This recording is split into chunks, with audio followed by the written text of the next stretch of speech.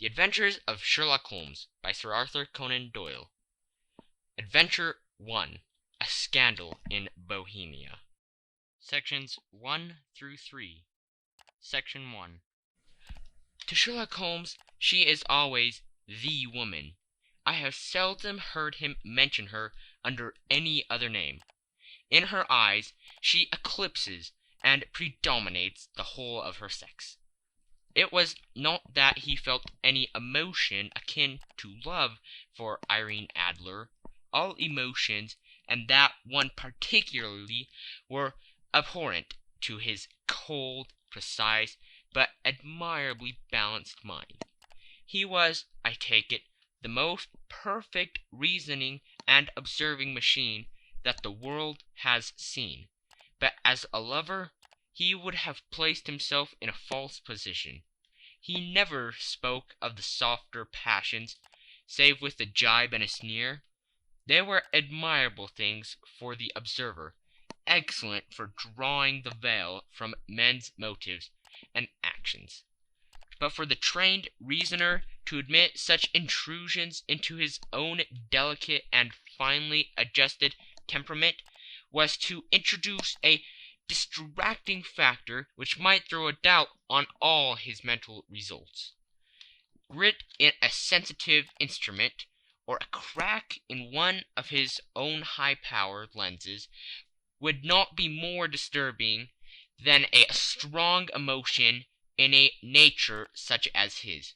And yet there was but one woman to him, and that woman was the late Irene Adler, of dubious and questionable memory. I have seen little of Holmes lately. My marriage had drifted us away from each other. My own complete happiness and the home-centered interests which rise up around the man who first finds himself master of his own establishment were sufficient to absorb all my attentions, while Holmes, who loathed every form of society with his whole Bohemian soul, remained in our lodgings in Baker Street.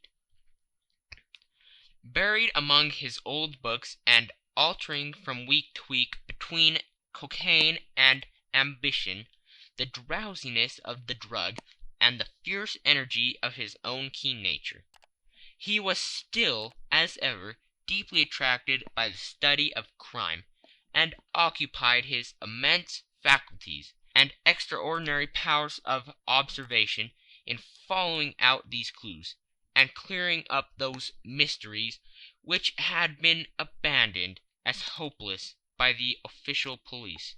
From time to time I heard some vague account of his doings, of his summons to Odessa in the case of the Trepov murder, of his clearing up of the singular tragedy of the Atkinson brothers at Trincomalee, and finally of the mission which he had accomplished so delicately and successfully for the reigning family of Holland.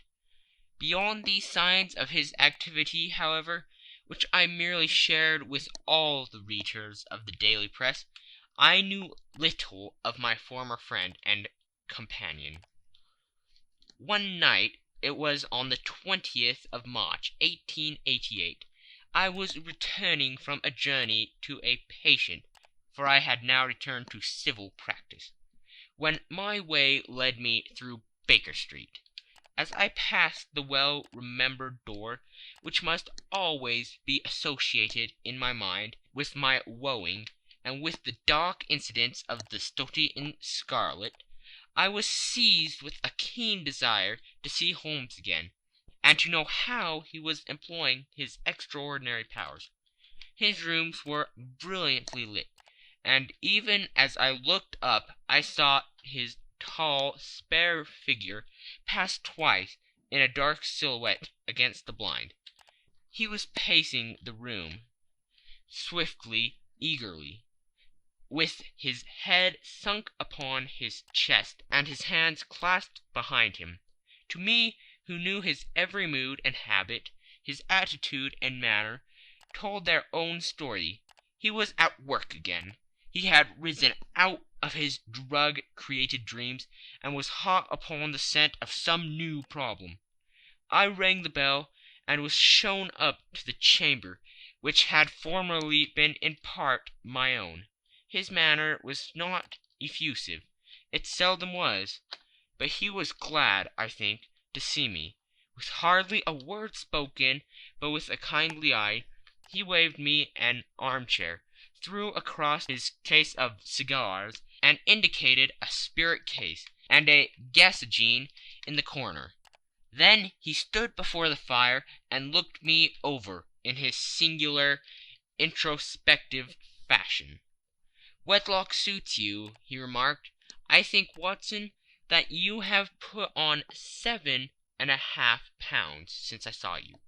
"7!" I answered. "Indeed, I should have thought a little more, just a trifle more, I fancy, Watson. And in practice again, I observe. You did not tell me that you intended to go into harness." "Then how do you know?" "I see it. I deduce it. How do I know that you have been getting yourself very wet lately, and that you have a most clumsy and careless servant girl?" "My dear Holmes," said I, "this is too much. You would certainly have been burned had you lived a few centuries ago. It is true that I had a country walk on Thursday, and came home in a dreadful mess. But as I have changed my clothes, I can't imagine how you deduce it. As to Mary Jane, she is incorrigible, and my wife has given her notice. But there again I fail to see how you work it out." He chuckled to himself, and rubbed his long, nervous hands together.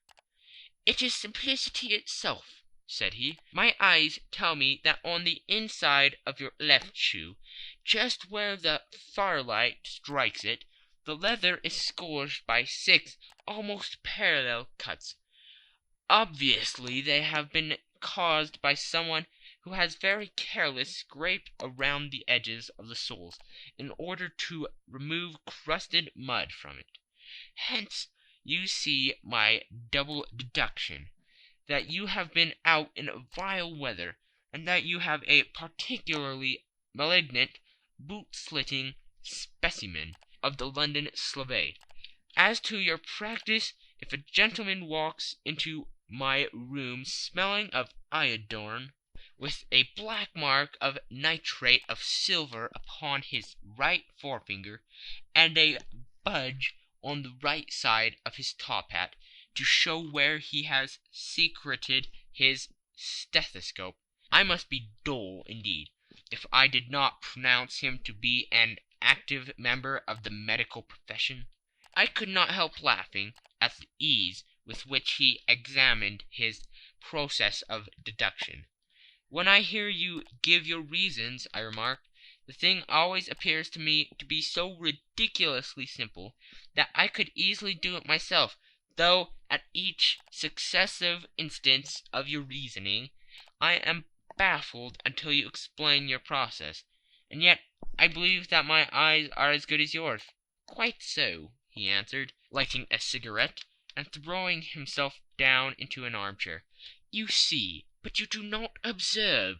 The distinction is clear. For example, you have frequently seen the steps which lead up from the hall to this room?" "Frequently." "How often?" "Well, some hundreds of times."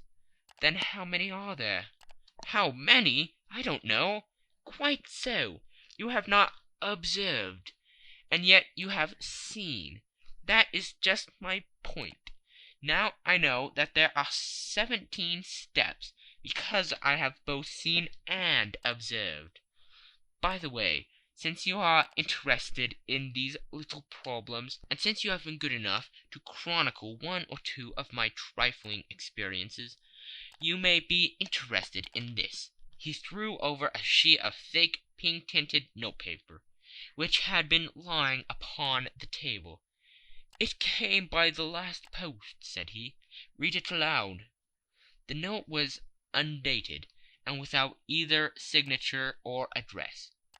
"There will call upon you tonight, at 7:45, it said, a gentleman who desires to consult you upon a matter of the very deepest moment.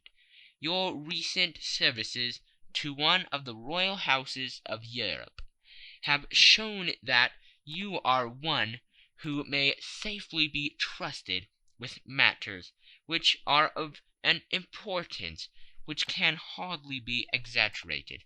This account of you will have from all quarters received, but in your chamber then at that hour, and do not take it amiss if your visitor wears a mask." "This is indeed a mystery," I remarked. "What do you imagine that it means?" "I have no data yet. It is a capital mistake to theorize before one has data. Insensibly one begins to twist facts to suit theories, instead of theories to suit facts. But the note itself, what do you deduce from it?" "I certainly examined the writing, and the paper upon which it was written."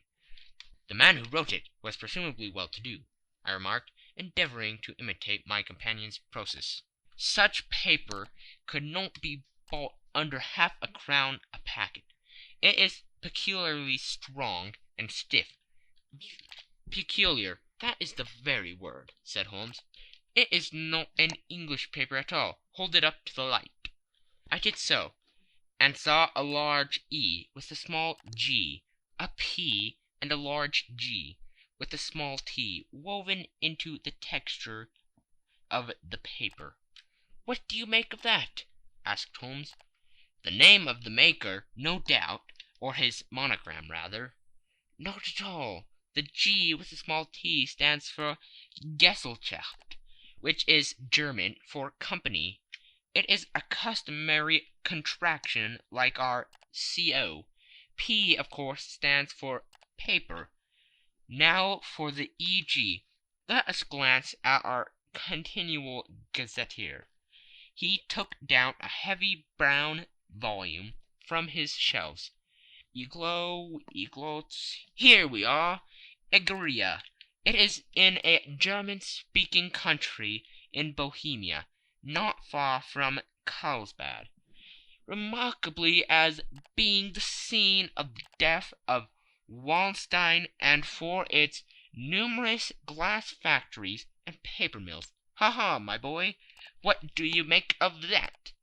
His eyes sparkled, and he sent up a great blue triumphant cloud from his cigarette.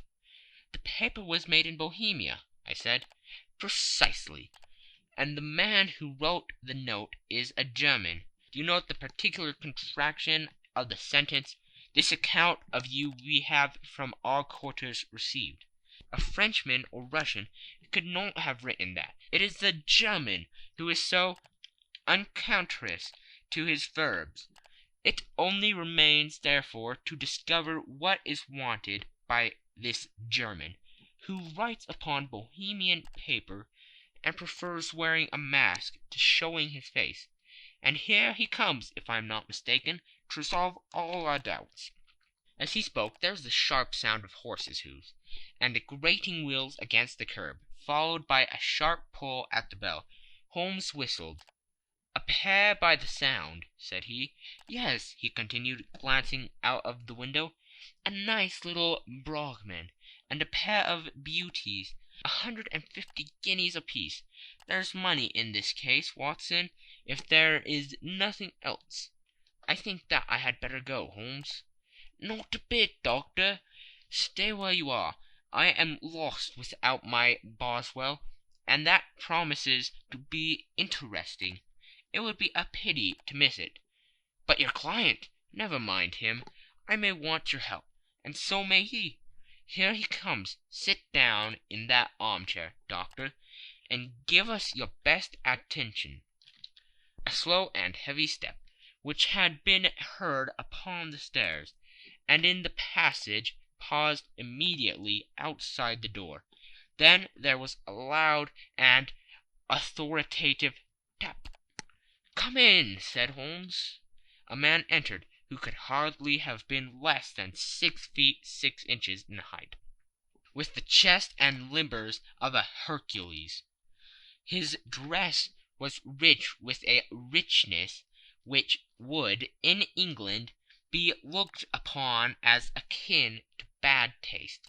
Heavy bands of astrakhan were slashed across the sleeves and fronts of his double-breasted coat, while the deep blue coat, which was thrown over his shoulders, was lined with flame-colored silk and secured at the neck with a brooch, which consisted of a single flaming beryl.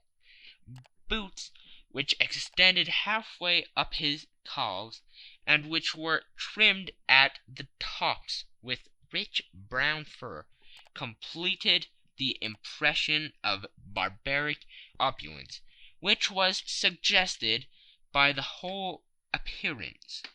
He carried a broad-brimmed hat in his hand, while he wore across the upper part of his face, extending down past the cheekbones, a black visored mask, which he had apparently adjusted that very moment, for his hand was still raised to it as he entered. From the lower part of the face he appeared to be a man of strong character, with a thick hanging lip, and a long, straight chin suggestive of resolution, pushed to the length of obstinacy. "You had my note?" he asked, with a deep, harsh voice, and a strongly marked German accent. "I told you that I would call." He looked from one to the other of us, as if uncertain which to address. "Pray take a seat," said Holmes. "This is my friend and colleague, Dr. Watson, who is occasionally good enough to help me in my cases. Whom have I the honor to address?" "You may address me as Count von Kramm, a Bohemian nobleman. I understand that this gentleman, your friend, is a man of honor and discretion, whom I may trust with a matter of the most extreme importance. If not, I should much prefer to communicate with you alone." I rose to go, but Holmes caught me by the wrist and pushed me back into my chair. "It is both or none," said he. "You may see before this gentleman anything which you may say to me." The Count shrugged his broad shoulders. "Then I must begin," said he, "by binding you both to absolute secrecy for 2 years. At the end of that time the matter will be of no importance. At present it is too much to say that it is of such weight it may have an influence upon European history." "I promise," said Holmes. "And I." "You may excuse this mask," countered our strange visitor. "The august person who employs me wishes his agent to be unknown to you, and I may confess at once that the title by which I have just called myself is not exactly my own." "I was aware of it," said Holmes dryly. "The circumstances are of great delicacy, and every precaution has to be taken to quench what might grow to be an immense scandal and seriously compromise one of the reigning families of Europe. To speak plainly, the matter implicates the great house of Armstein Hereditary, kings of Bohemia." "I was also aware of that," murmured Holmes, setting himself down in his armchair, closing his eyes. Our visitor glanced with some apparent surprise at the rigid, longing figure of the man, who had been no doubt depicted to him as the most incisive reasoner and most energetic agent in Europe. Holmes slowly reopened his eyes and looked impatiently at his gigantic client. "If your Majesty would condescend to state your case," he remarked, "I should be better able to advise you." The man sprang from his chair and paced up and down the room in uncontrollable agitation. Then, with a gesture of desperation, he tore the mask from his face and hurled it upon the ground. "You are right!" he cried. "I am the king. Why should I attempt to conceal it?" "Why, indeed?" murmured Holmes. "Your Majesty had not spoken before. I was aware that I was addressing William Gottrich Sigmund von Armstrong, Grand Duke of Castle Flatzin, and hereditary King of Bohemia. But you can understand, said our strange visitor, sitting down once more and passing his hand over his high white forehead. You can understand that I am not accustomed to doing such business in my own person, that I could not confide it to an agent without putting myself in his power. I have come incognito from Prague, from the purpose of consulting you. Then pray consult, said Holmes, shutting his eyes once more. The facts are briefly these. Some 5 years ago, during a lengthy visit to Warsaw, I made the acquaintance of the well-known adventuress Irene Adler. The name is no doubt familiar to you. Kindly look her up in my index, doctor, murmured Holmes, without opening his eyes. For many years he had adopted a system of docking all paragraphs concerning men and things, so that it was difficult to name a subject or a person on which he could not at once furnish information. In this case I found her biography sandwiched in between that of Hebrew rabbi and that of staff commander, who had written a monograph upon the deep-sea fishes. Let me see, said Holmes. Born in New Jersey in the year 1858. Contrita. Let Scala. Prima donna Imperial Opera of Warsaw. Yes! Retired from the operatic stage. Living in London. Quite so, your Majesty. As I understand, become entangled with this young person, wrote her some comprising letters, and is now desirous of getting these letters back. Precisely so. But how? Was there a secret marriage? None. No legal papers or certificates? None. Then I failed to follow your Majesty. If this young person should produce her letters from blackmailing or other purposes, how is she to prove their authenticity? There is writing. Forgery. My private notepaper. Stolen. My own seal. Imitated. My photograph. Bought. We were both in the photograph. Oh dear, that is very bad. Your Majesty has indeed committed an indiscretion. I was mad, insane. You have compromised yourself seriously. I was only Crown Prince then. I was young. I am but 30 now. It must be recovered. We have tried and failed. Your Majesty must pay. It must be bought. She will not sell. Stolen then. 5 attempts have been made. Twice burglars in my pay ransacked her house. Once we diverted her luggage when she travelled. Twice she had been waylaid. There has been no result. No sign of it? Absolutely none. Holmes laughed. It is quite a pretty little problem, said he. But a very serious one to me, returned the king reproachfully. Very indeed. What does she propose to do with the photograph? To ruin me. But how? I'm about to be married. So I have heard. To Claudia Lorman von Saxe-Montenegrin, second daughter of the King of Scandinavia.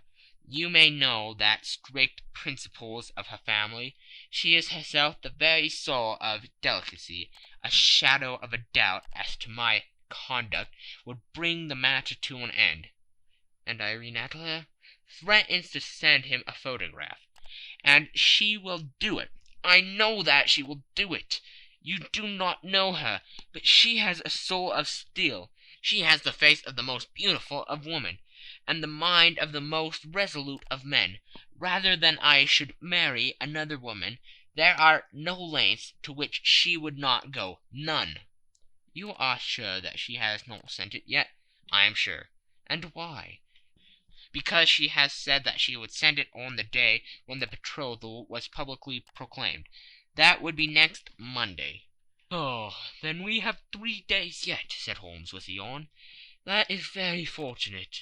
as I have one or two matters of importance to look into just at present.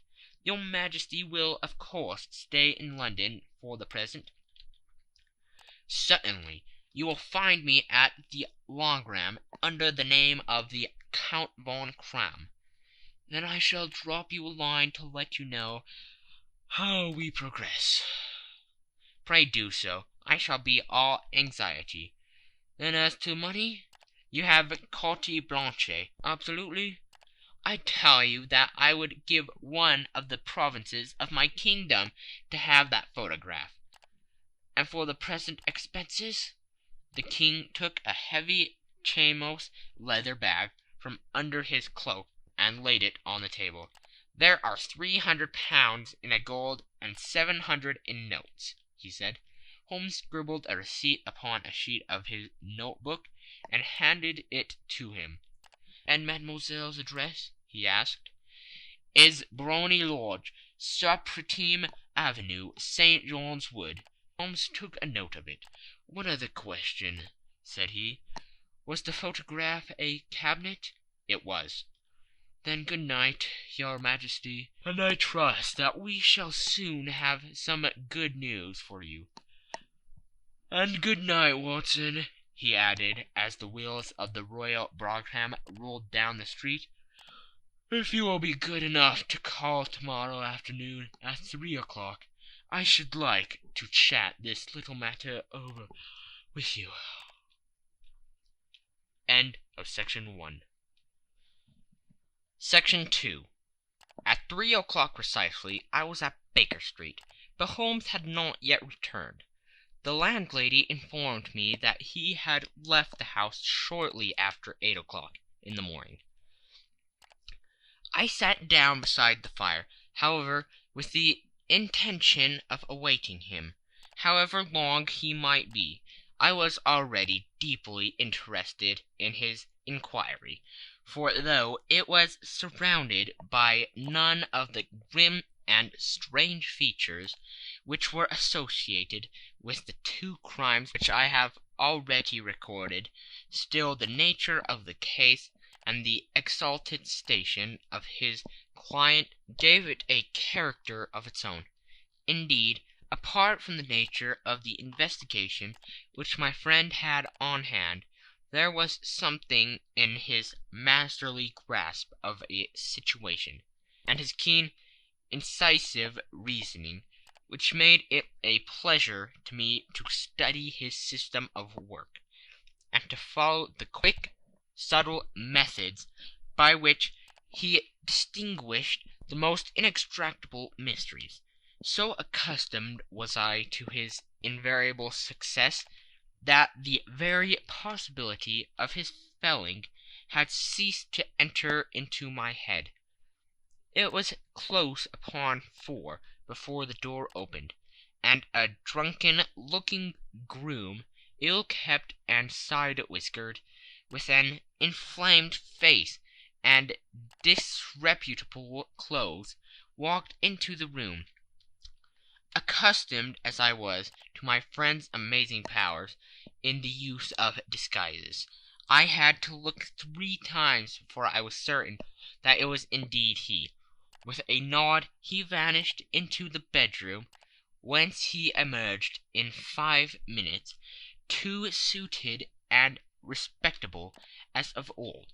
Putting his hands into his pockets, he stretched out his legs in front of the fire and laughing heartily for some minutes. "Well, really," he cried, and then he choked and laughed again, until he was obliged to lie back, limp and helpless, in the chair. "What is it?" "It's quite too funny. I am sure you could never guess how I employed my morning, or what I ended by doing." "I can't imagine. I suppose that you have been watching the habits and perhaps the house of Miss Irene Adler?" "Quite so, but the sequel was rather unusual. I will tell you, however. I left the house a little after 8 o'clock this morning, in the character of a groom, out of work. There is a wonderful sympathy and freemasonry among wholesale men, but one of them, and you will know all that there is to know, I soon found Botany Lodge.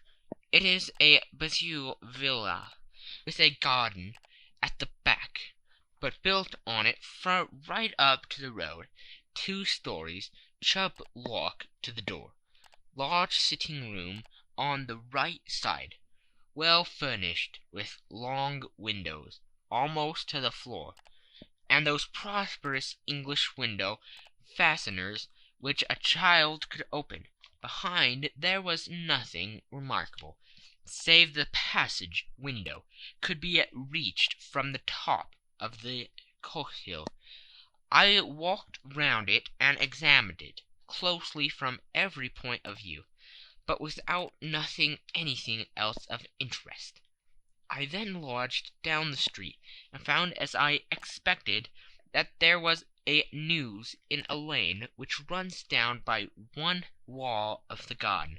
I lent the ostlers a hand in rubbing down their houses, and received in exchange 2d., a glass of half and half, 2 fills of shag tobacco, and as much information as I could desire about Miss Adler, to say nothing of half a dozen other people in the neighborhood, in whom I was not in the least interested, but whose biographies I was compelled to listen to. "And what of Irene Adler?" I asked. "Oh, she has turned all the men's heads down in that part. She is the daintiest thing under a bonnet on the planet. So say the Serpentine News to a man. She lives quietly, sings at concerts, drives out at 5 every day, and returns at 7 sharp for dinner. Seldom goes out at other times, except when she sings. Has only 1 male visitor, but a good deal of him. He is dark, handsome, and dashing. Never calls less than once a day, and often twice. He is Mr. Godfrey Norton of the Inner Temple. See the advantages of a cabman as a confidant. They have driven him home a dozen of times from Serpentine Mews, and knew all about him. When I had listened to all they had to tell, I began to walk up and down near Briony Lodge once more, and to think over my plan of campaign. This Godfrey Norton was evidently an important factor in the matter. He was a lawyer. That sounded ominous. What was the relation between them, and what the object of his repeated visits? Was she his client, his friend, or his mistress? If the former, she had probably transferred the photograph to his keeping. If the latter, it was less likely on the issue of this question deepened whether I should continue my work at Briony Lodge, or turn my attention to the gentlemen's chambers in the Temple. It was a delicate point, and it wanted the field of my inquiry. I fear that I bore you with these details, but I have to let you see my little difficulties, if you are to understand the situation. "I am following you closely," I answered.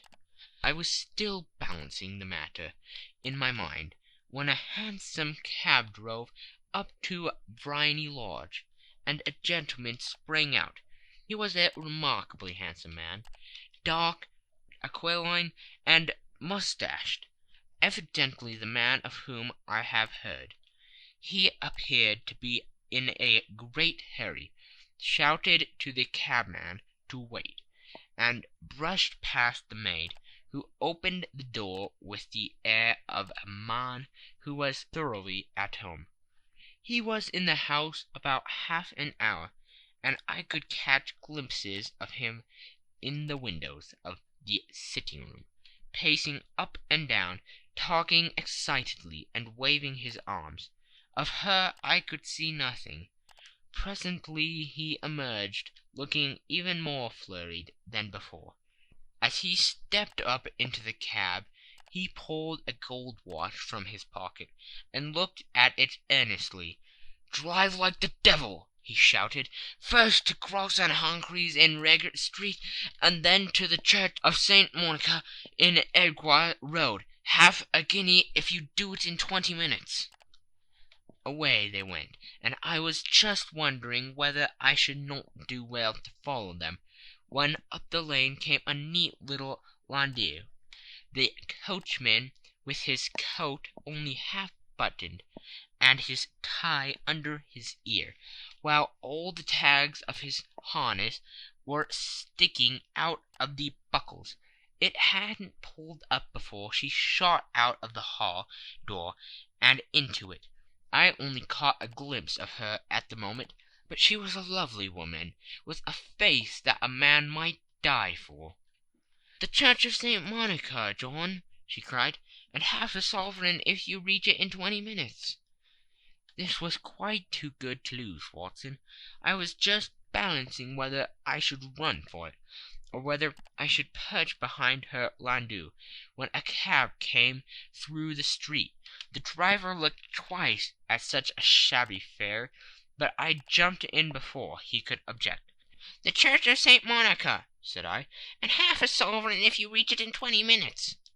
It was 25 minutes to 12, and of course it was clear enough what was in the wind. My cabby drove fast. I don't think I ever drove faster, but the others were there before us. The cab and the landau, with their steaming horses, were in front of the door. When I arrived, I paid the man and hurried into the church. There was not a soul there save the two whom I had followed, and a surpliced clergyman who seemed to be expostulating with them. They were all three standing in a knot in front of the altar. I longed up the side aisle like any other idler who has dropped into a church. Suddenly, to my surprise, the three at the altar faced round to me, and Godfrey Norton came running as hard as he could toward me. "Hank," he cried, "you'll do. Come, come." "What then?" I asked. "Come, man, come only 3 minutes, or it won't be legal." I was half dragged up to the altar, and before I knew where I was, I found myself mumbling responses which were whispered in my ear, and vouching for things of which I knew nothing, and generally assisting in the secure tying up of Irene Adler, spinster, to Godfrey Norton, bachelor. It was all done in an instant, and there was the gentleman thanking me on the one side and the lady on the other, while the clergyman beamed on me in front.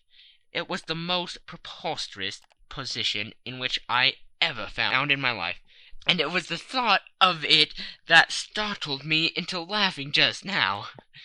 It seems that there had been some informality about their license, that the clergyman absolutely refused to marry them without a witness of some sort, and that my lucky appearance saved the bridegroom from having to sally out into the street in search of a best man.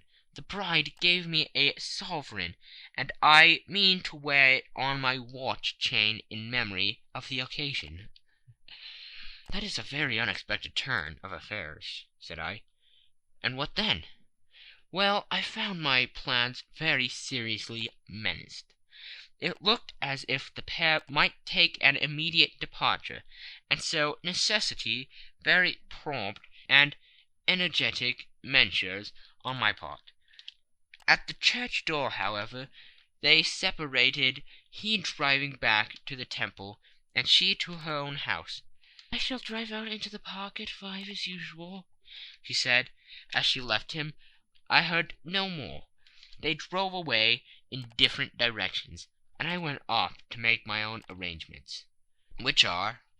"Some cold beef and a glass of beer," he answered, ringing the bell. "I have been too busy to think of food, and I am likely to be bustier still. this evening. By the way, Doctor, I shall want your cooperation." "I shall be delighted." "You don't mind breaking the law?" "Not in the least." "Nor running a chance of arrest?" "Not in a good cause." "Oh, the case is excellent." "Then I am your man." "I was sure that I might rely on you." "But what do you wish?" "When Miss Turner has brought in the tray, I will make it clear to you now," he said, as he turned hungrily on the simple fare that our landlady had provided. "I must discuss it while I eat, for I have not much time. It is nearly 5 now. In 2 hours we must be on the scene of action. Miss Irene, or Madame, rather, returns from her drive at 7. We must be at Briony Lodge to meet her." "And what then?" "You leave that to me. I have already arranged what is to occur. There's only one point on which I must insist. You must not interfere, come what may. You understand?" "I'm to be neutral?" "To do nothing whatever. There will probably be some small unpleasantness. Do not join in it. It will end in my being conveyed into the house. 4 or 5 minutes afterwards the sitting-room window will be open. You are to station yourself close to that open window. Yes, you are to watch me, for I have been visible to you. Yes, when I raise my hand, so, you will throw into the room what I give you to throw, and will at the same time raise the cry of 'Fire!' You quite follow me?" "Entirely." "It is nothing more formidable," he said, taking a long cigar-shaped roll from his pocket. "It is an ordinary plumber's smoke rocket, fitted with a cap at either end, to make it self-lighting. Your task is confined to that. When you raise your cry of 'Fire!' it will be taken up by quite a number of people. You may then walk to the end of the street, and I will rejoin you in 10 minutes. I hope that I have made myself clear. I am to remain neutral, to get near the window, to watch you, and at your signal to throw this object, then to raise the cry of 'Fire!' and to wait you at the corner of the street." "Precisely." "Then you may entirely rely on me?" "That is excellent. I think, perhaps, it is almost time that I prepare for the new role I have to play." He disappeared into his bedroom, and returned in a few minutes, in the character of an amiable and simple-minded nonconformist clergyman. His broad black hat, his baggy trousers, his white tie, his sympathetic smile, and general look of peering and benevolent curiosity were such as Mr. John Hare alone could have equalled. It is not merely that Holmes changed his costume. His expression, his manner, his very soul seemed to vary every fresh part that he assumed. The stage lost a fine actor, even as science lost an acute reasoner, when he became a specialist in crime. It was 6:15 when we left Baker Street, and it still wanted 10 minutes to the hour, when we found ourselves in Serpentine Avenue. It was already dusk, and the lamps were just being lighted as we paced up and down in front of Briony Lodge, waiting for the coming of its occupant. The house was just such as I had pictured it from Sherlock Holmes's succinct description, but the locale appeared to be less private than I expected. On the contrary, for a small street in a quiet neighborhood, it was remarkably animated. There was a group of shabbily dressed men smoking and laughing in a corner. A scissors grinder, with his wheel, two guardsmen who were flirting with a nurse girl, and several well-dressed young men who were laughing up and down with cigars in their mouths. "You see," remarked Holmes, as we passed to and fro in front of the house, "this marriage rather simplifies matters. The photograph becomes a double-edged weapon now. The chances are that she would be as averse to its being seen by Mr. Godfrey Norton as our client is to coming to the eyes of his princess. Now the question is, where are we to find the photograph?" "Where indeed?" "It is most unlikely that she carries it about with her. It is cabinet size, too large for easy concealment about a woman's dress. She knows that the king is capable of having her waylaid and searched. 2 attempts of the sort have already been made. We may take it, then, that she does not carry it about with her." "Where, then?" "Her banker or her lawyer. There is that double possibility, but I am inclined to think neither. Women are naturally secretive, and they like to do their own secreting. Why should she have it over to anyone else? She could trust her own guardsmanship, but she could not tell what indirect or political influence might be brought to bear upon a business man. Besides, remember that she had resolved to use it within a few days. It must be where she can lay her hands upon it. It must be in her own house." "But it has twice been burgled." "Pshaw! They did not know how to look." "But how will you look?" "I will not look." "What then?" "I will get her to show me." "But she will refuse." "She will not be able to. But I hear the rumble of wheels. It is her carriage. Now carry out my orders to the letter." As he spoke, the gleam of the side-lights of a carriage came round the curve of the avenue. It was a smart little landau which rattled up to the door of Bohemia Lodge. As it pulled up, one of the loafing men at that corner dashed forward to open the door, in the hope of earning a copper, but was elbowed away by another loafer, who had rushed up with the same intention.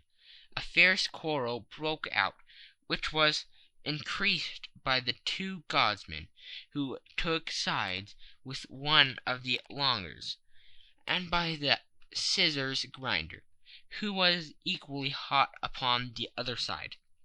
A blow was struck, and in an instant the lady, who had stepped from her carriage, was the centre of a little knot of flourish and struggling men, who struck savagely at each other with their fists and sticks.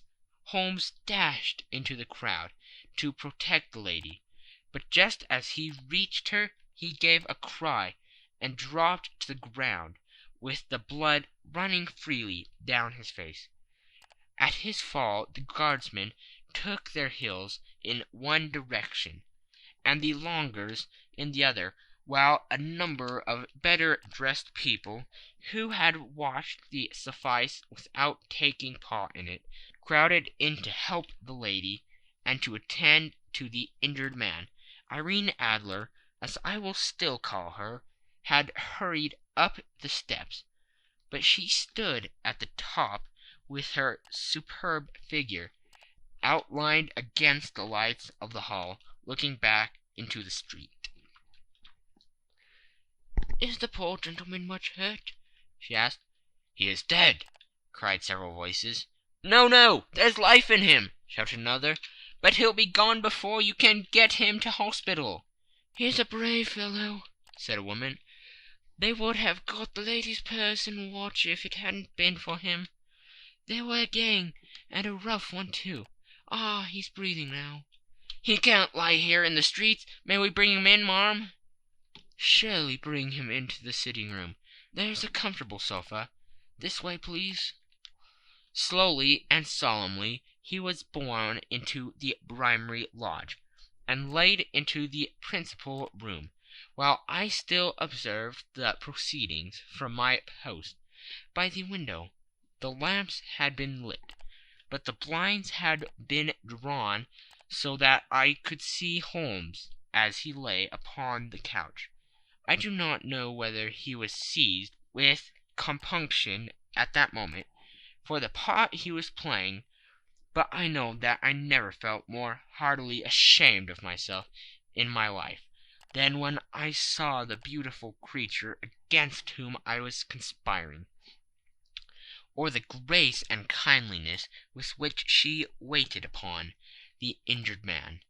And yet it would be the blackest treachery to Holmes to draw back now from the part which he had entrusted to me. I hardened my heart, and took the smoke rocket from under my ulster. After all, I thought, we are not injuring her. We are but preventing her from injuring another. Holmes had sat up upon the couch, and I saw him motion like a man who is in need of air. A maid rushed across the threshold, opened the window. At the same instant I saw him raise his hand, and at the signal I tossed my rocket into the room, with a cry of "Fire!" The word was no sooner out of my mouth than the whole crowd of spectators, well dressed and ill, gentlemen, ulsters, and servant-maids, joined in the general shriek of "Fire!" Thick clouds of smoke curled through the room, and out those open windows. I caught a glimpse of rushing fingers, and a moment later the voice of Holmes from within, assuring them that it was a false alarm. Slipping through the shouting crowd, I made my way to the corner of the street, and in 10 minutes was rejoiced to find my friend's arm in mine, and to get away from the scene of uproar. He walked swiftly and in silence for some few minutes, until we had turned down on one of the quiet streets which led towards the Edgware Road. "You did it very nicely, Doctor," he remarked. "Nothing could have been better. It is all right." "You have the photograph?" "I know where it is." "And how did you find out?" "She showed me, as I told you she would." "I am still in the dark." "I do wish to make a mystery," said he, laughing. "The matter was perfectly simple. You are, of course, saw that every one in the street was an accomplice. They were all engaged for the evening." "I guessed as much." "Then, when the row broke out, I had a little moist red paint in the palm of my hand. I rushed forward, fell down, clapped my hand to my face, and became a piteous spectacle. It is an old trick." "That also I could fathom." "Then they carried me in. She was bound to have me in. What else could she do? And into her sitting room, which was the very room which I suspected. It lay between that and her bedroom, and I was determined to see which. They laid me on a couch. I motioned for air. They were compelled to open the window, and you had your chance." "How did that help you?"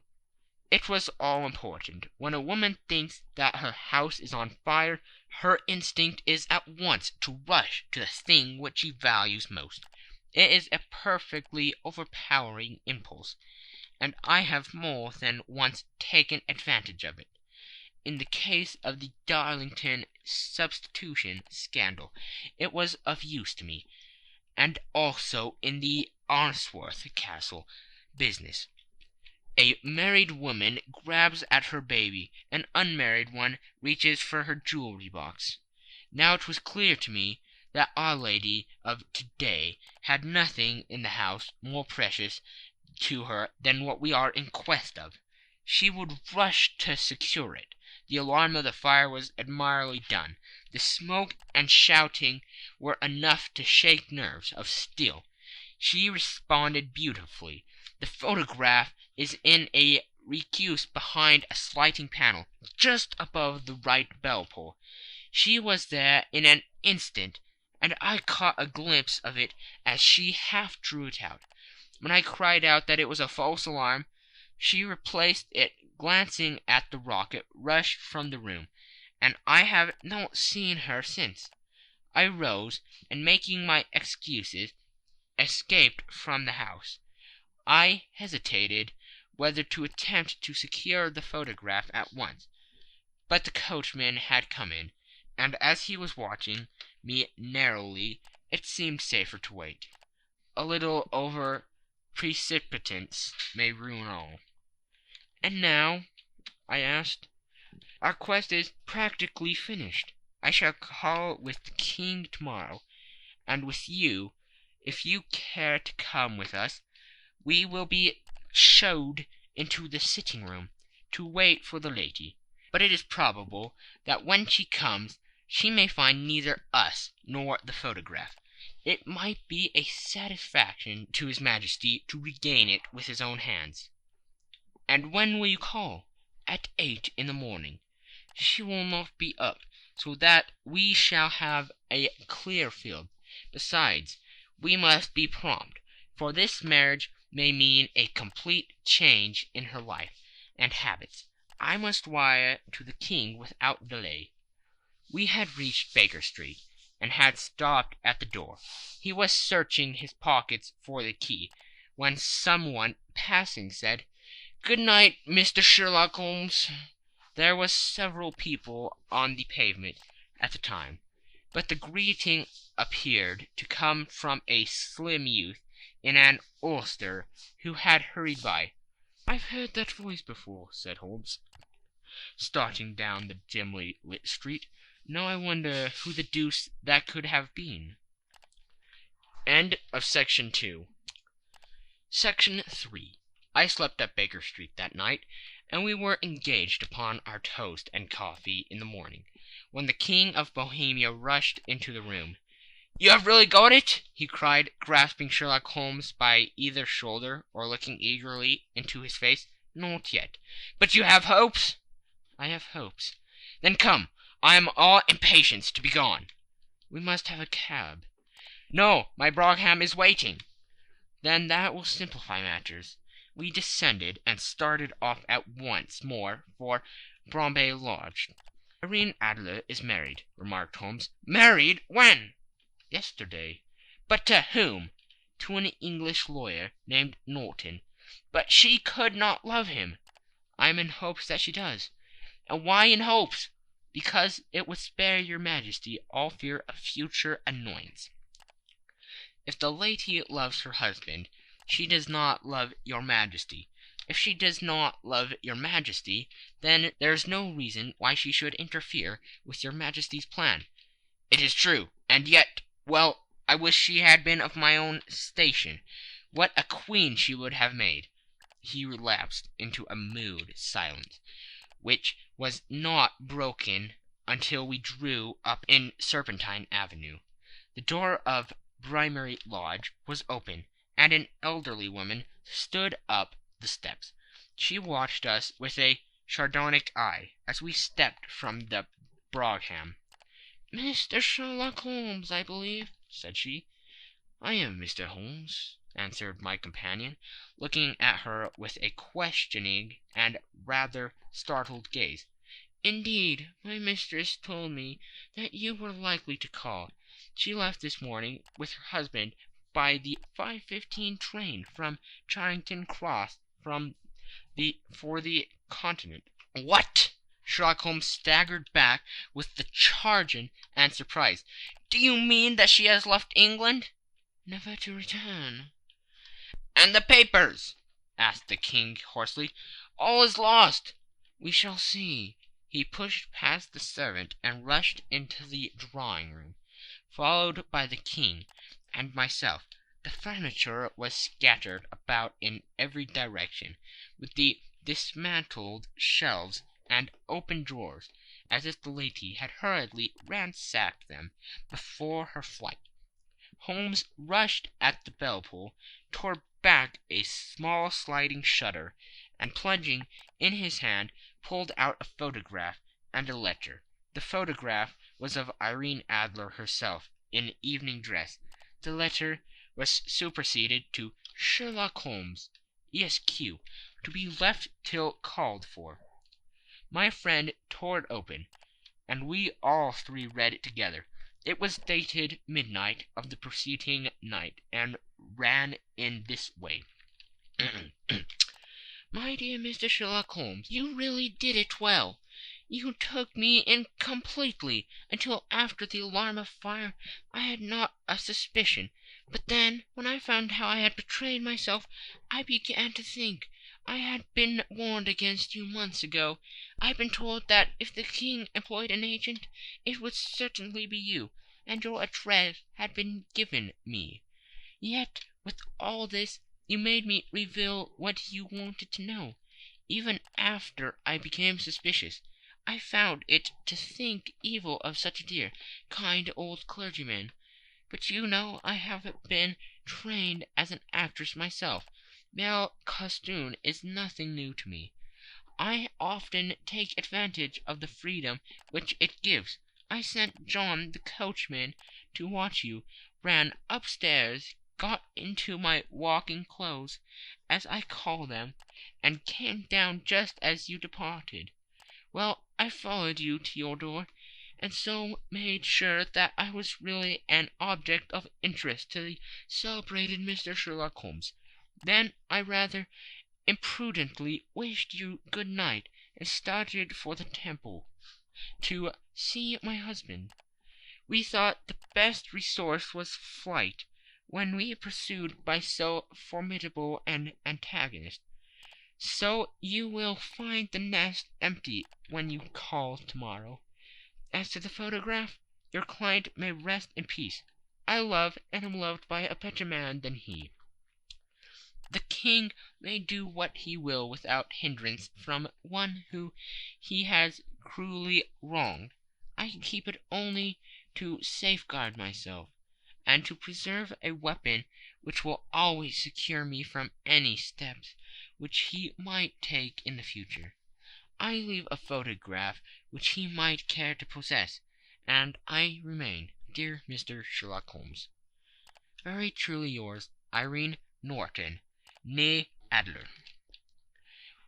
What a woman! Oh, what a woman! Cried the King of Bohemia, when we had all three read this epistle. Did I not tell you how quick and resolute she was? Would she not have made an admirable queen? Is it not a pity that she was not on my level? From what I have seen of the lady, she seems indeed to be on a very different level to you, Majesty, said Holmes coldly. I am sorry that I have not been able to bring your Majesty's business to a more successful conclusion. On the contrary, my dear sir, cried the King, nothing could be more successful. I know that her word is inviolate. The photograph is now as safe as if it were in the fire. I am glad to hear your Majesty say so. I am immensely indebted to you. Pray tell me in what way I can reward you. This ring— he slipped an emerald snake ring from his finger and held it out upon the palm of his hand. Your Majesty has something which I should value even more highly, said Holmes. You have but to name it. The photograph. The King stared at him in amazement. Irene's photograph, he cried. Certainly, if you wish it. I thank your Majesty. Then there is no more to be done in the matter. I have the honor to wish you very good morning. He bowed and turned away without observing the hand which the King had stretched out to him. He set off in my company for his chambers. And that was how a great scandal threatened to affect the kingdom of Bohemia, and how the best plans of Mr. Sherlock Holmes were beaten by a woman's wit. He used to make merry over the cleverness of women, but I have not heard him do it of late. And when he speaks of Irene Adler, or when he refers to her photograph, it is always under the honorable title of the woman. End of section 3. End of the scandal in Bohemia.